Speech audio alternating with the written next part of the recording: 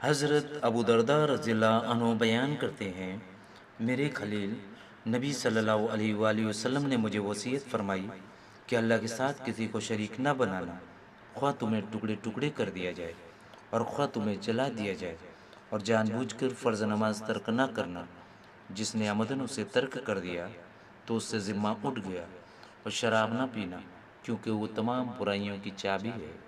حضرت بریدہ رضی اللہ عنہ بیان کرتے ہیں، رسول اللہ صلی اللہ علیہ وآلہ وسلم نے فرمایا، ہمارے اور ان یعنی منافقین کے مابین نماز عہد ہے، بس جس نے اسے ترک کیا تو اس نے کفر کیا۔ رسول اللہ صلی اللہ علیہ وسلم نے سوال کیا، کیا تم لوگوں کو معلوم ہے کہ مفلس کسے کہتے ہیں؟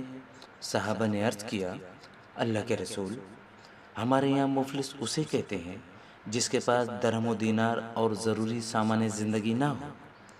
رسول اللہ صلی اللہ علیہ وسلم نے فرمایا، ہماری امت میں مفلس وہ شخص ہے جو قیامت کے دن روزہ، نماز اور زکوٰۃ کے ساتھ اس حال میں آئے گا کہ اس نے کسی کو گالی دی ہوگی، کسی پہ تہمت باندھی ہوگی، کسی کا مال کھایا ہوگا، کسی کا خون بہایا ہوگا اور کسی کو مارا ہوگا۔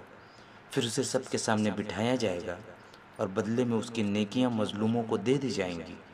پھر اگر اس کے ظلموں کا بدلہ پورا ہونے سے پہلے اس کی نیکیاں ختم ہو جائیں گی تو مظلوموں کے گناہ لے کر اس پر رکھ دیے جائیں گے اور اسے جہنم میں ڈال دیا جائے گا۔ پیارے دوستو، مزید احادیث ویڈیوز اور حوصلہ افزائی کے لیے ہمارے چینل کو لازمی لائک اور سبسکرائب کریں۔